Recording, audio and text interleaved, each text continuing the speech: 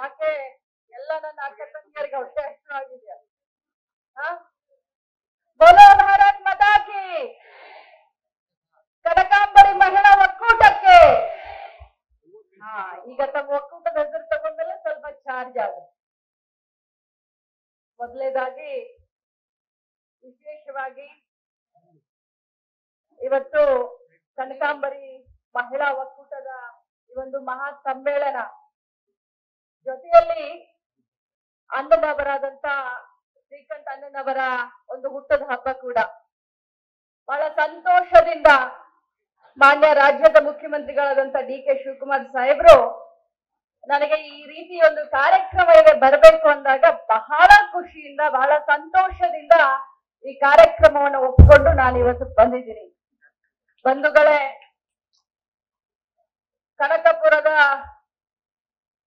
ಶ್ರೀದೇವಿ ಕಬ್ಬಾಳಮ್ಮನ ಪಾದಗಳಿಗೆ ನಮಸ್ಕರಿಸುತ್ತಾ, ವೇದಿಕೆ ಮೇಲೆ ಆಸೀನರಾದಂತ ಕನಕಪುರದ ಬಂಡೆ ಅಂತಾನೆ ಎಲ್ಲ ಕಡೆ ಫೇಮಸ್ ರಾಜಕೀಯ ಸಂಘಟನೆಯ ಚತುರರು, ನಮ್ಮ ಮಾರ್ಗದರ್ಶಕರು, ಉಪಮುಖ್ಯಮಂತ್ರಿಗಳಾದಂತ DK ಶಿವಕುಮಾರ್ ಸಾಹೇಬ್ರೆ, ಶ್ರೀಕಂಠ ಅಣ್ಣನವರೇ, ಶಾಸಕ ಸಹೋದರರಾದಂತ ದರ್ಶನ್ ಅವರೇ, ಅದೇ ರೀತಿ ವಿಧಾನ ಪರಿಷತ್ ಸದಸ್ಯರು ಆತ್ಮೀಯ ಸಹೋದರರಾದಂತ ರವಿ ಅಣ್ಣನವರೇ, ಸಹೋದರರಾದಂತ ವಿಶ್ವನಾಥ್ ಅವರೇ, ನಮ್ಮ BDCC bank chairman Vijay Dev ಅವರೇ, ಅದೇ ರೀತಿ ಕೃಷ್ಣಮೂರ್ತಿ ಅವರೇ, ನಮ್ಮ ನಗರಸಭಾ ಅಧ್ಯಕ್ಷರಾದಂತ ಲಕ್ಷ್ಮೀ ದೇವಮ್ಮ ಅವರೇ, ನಮ್ಮ ಕಾಂಗ್ರೆಸ್ ಪಕ್ಷದ ನಾಯಕಿ ರೋಹಿಣಿ ಅವರೇ,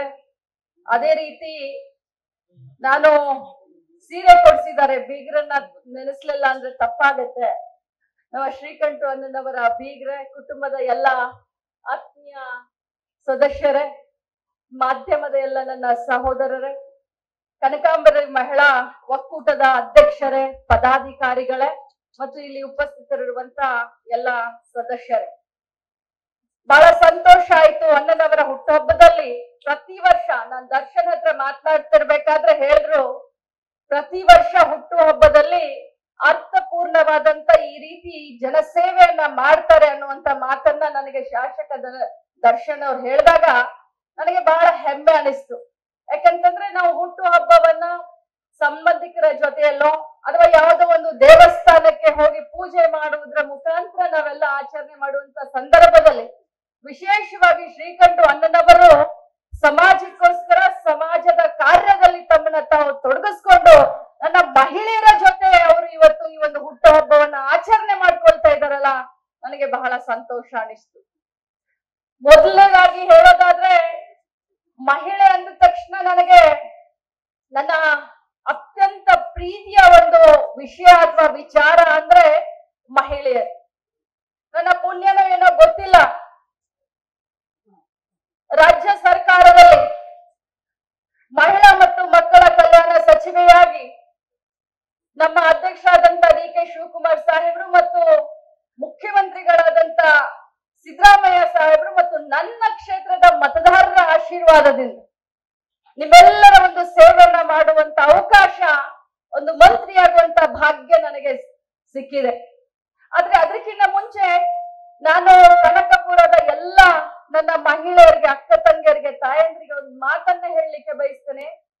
ನೀವೇನು DK ಶಿವಕುಮಾರ್ ಸಾಹೇಬ್ರನ್ನ ಈ ಭಾಗದ ಶಾಸಕರನ್ನಾಗಿ ಕಳಿಸಿದಿರಲ್ಲ, ಅವರು ಬರೀ ನಮ್ಮ ರಾಜ್ಯಕ್ಕೆ ಅಥವಾ ನಿಮ್ಮ ಕ್ಷೇತ್ರಕ್ಕೆ ನಾಯಕತ್ವ ಅಲ್ಲ, ಇಡೀ ದೇಶಕ್ಕೆ ಒಂದು ನಾಯಕತ್ವವನ್ನ ಕನಕಪುರದ ಮಹಾಜನತೆ ಗೊತ್ತಿದ್ದೀರಿ ಅಂತ ಹೇಳಿದ್ರೆ ಅದು ಉತ್ಪ್ರೇಕ್ಷ ಆಗೋದಿಲ್ಲ.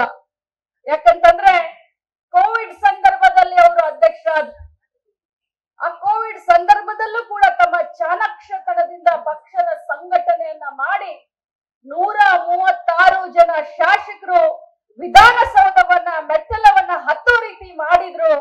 ನಿಜವಾಗ್ಲೂ ಹೇಳ್ತೀನಿ, ಇವತ್ತು ಏನಾದ್ರೂ ನಾವು ಮಂತ್ರಿ ಆಗಿದ್ದೀವಿ, ರಾಜ್ಯದಲ್ಲಿ ಸರ್ಕಾರ ಬಂದಿದೆ, ಕಾಂಗ್ರೆಸ್ ಪಕ್ಷ ಇವತ್ತು ಆಡಳಿತ ನಡೆಸ್ತಾ ಇದೆ ಅಂತಂದ್ರೆ ಅದಕ್ಕೆ ದೊಡ್ಡ ಹೆಜ್ಜೆ ಅಥವಾ ಕೈ ಜೋಡಿಸಿದ್ದು DK ಶಿವಕುಮಾರ್ ಸಾಹೇಬ್ರು ಅಂತ ಬಹಳಷ್ಟು ಹೆಮ್ಮೆಯಿಂದ ಹೇಳಲಿಕ್ಕೆ ಬಯಸ್ತೇನೆ.